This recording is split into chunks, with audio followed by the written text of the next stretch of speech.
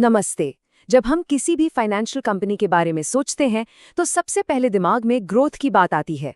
लेकिन असली ताकत ग्रोथ में है या फिर मुश्किल समय में टिके रहने में? आज हम इसी को समझने की कोशिश करेंगे और इसके लिए अरमान फाइनेंशियल सर्विसेज को देखेंगे। तो चलिए शुरू करते हैं। देखिए, फाइनेंस की दुनिया में ना उतार चढ़ाव तो आते ही रहते हैं। यहाँ पर असल टेस्ट ये नहीं है कि आप कितना कमा रहे हैं, बल्कि ये है कि जब मुश्किल दौर आए तो आप उसे झेल पाते हैं या नहीं।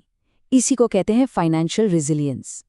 तो आप अरमान फाइनेंशियल को एक मजबूत किले की तरह सोच सकते हैं। और इस किले की नींव क्या है? वो है इसकी जबरदस्त कैपिटल स्ट्रेंथ, जो इसे हर तरह के झटकों से बचाती है। लेकिन सवाल ये उठता है कि इस फाइनेंशियल ताकत को, इस मजबूती को हम मापते कैसे हैं? कोई तरीका तो होगा, है ना? चलिए समझते हैं। तो देखिए, किसी भी फाइनेंशियल कंपनी की स्टेबिलिटी को मापने के लिए एक बहुत ही जरूरी मेट्रिक है। इसे आप ऐसे समझिए जैसे किसी बिल्डिंग के ब्लूप्रिंट को समझना, जिससे उसकी मजबूती का पता चलता है। इस चीज को मापने का जो मेन टूल है वो है CARR, यानी capital to risk weighted assets ratio. आसान भाषा में कहें तो ये कंपनी का एक सेफ्टी कुशन है। मतलब कंपनी ने जो लोन दिए हैं उनमें कितना रिस्क है, उसके मुकाबले कंपनी ने अपने पास कितनी सेफ्टी कैपिटल रखी हुई है। और इसको समझने का सबसे अच्छा तरीका है एक कार का उदाहरण। सोचिए आपकी गाड़ी का सस्पेंशन सिस्टम। जितना बेहतर सस्पेंशन, गाड़ी खराब से खराब रास्ते पर भी उतनी ही स्मूथ चलेगी। बस ठीक यही लॉजिक यहाँ भी लगता है। जितना ज्यादा CARR, कंपनी आर्थिक उतार चढ़ाव में उतनी ही स्थिर रहती है। तो फिर अरमान फाइनेंशियल्स का सस्पेंशन कितना मजबूत है? चलिए अब जरा नंबर्स पर नजर डालते हैं। 38.3% ये अरमान का स्टैंडअलोन CARR है।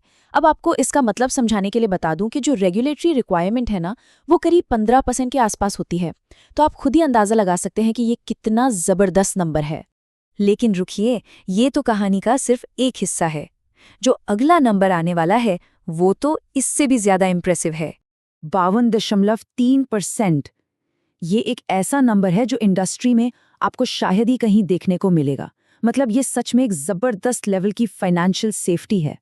ये जो नंबर है, ये अरमान की ही माइक्रो फाइनेंस सब्सिडियरी नम्रा का है। इसका सीधा सीधा मतलब ये है कि कंपनी का जो सबसे अहम हिस्सा है, वहां पर सेफ्टी का कुशन और भी ज्यादा मोटा है। अब जब हम इन दोनों नंबर्स को साइड बाय साइड देखते हैं तो एक बात बिल्कुल साफ हो जाती है। कंपनी खुद और उसकी सब्सिडियरी दोनों ही रेगुलेटरी जरूरत से 2 गुने से भी ज्यादा कैपिटलाइज्ड हैं। ये दिखाता है कि अरमान के इस फाइनेंशियल किले की दीवारें कितनी मोटी और मजबूत हैं। तो इतना बड़ा कैपिटल बफर सिर्फ सेफ्टी के लिए तो है नहीं, ये भविष्य में किसी भी आर्थिक उथल-पुथल से निपटने की ताकत भी देता है। पर देखिए, किले की दीवारें कितनी भी मोटी क्यों ना हो, अगर अंदर सब कुछ ठीक नहीं है तो वो किसी काम की नहीं। तो चलिए अब ये देखते हैं कि कंपनी के ऑपरेशंस कितने एफिशिएंट हैं।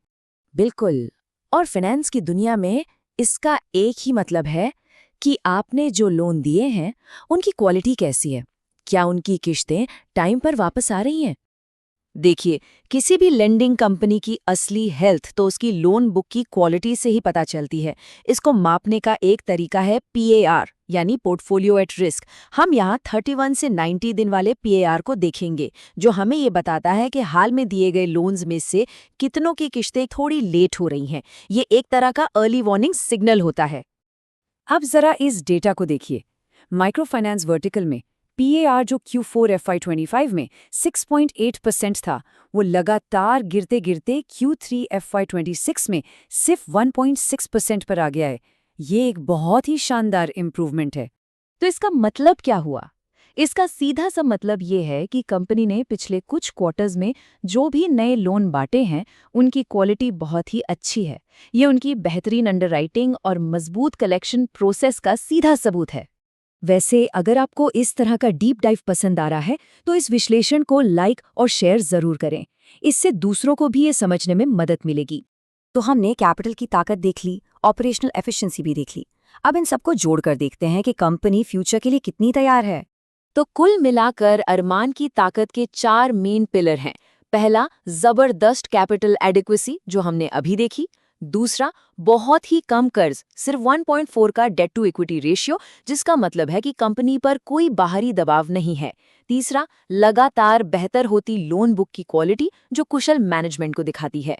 और चौथा, एक ऐसा शानदार ट्रैक रिकॉर्ड जिसमें कंपनी ने आज तक कभी भी साल के अंत में घाटा नहीं दिखाया है। और इन सब चीजों का नतीजा क्या निकलता है? नतीजा ये है कि कंपनी के पास किसी भी तरह के क्रेडिट रिस्क या आर्थिक मंदी से निपटने के लिए एक बहुत ही मजबूत सुरक्षा कवच है। तो हम आपको इसी सवाल के साथ छोड़ जाते हैं। क्या इतने जबरदस्त कैपिटल का मतलब सिर्फ मुश्किलों से बचना है, या फिर ये बाजार में आने वाले उन मौकों को पकड़ने का एक जबरदस्त हथियार भी है जब दूसरे मुश्किल में हों? सोचने वाली बात है ना?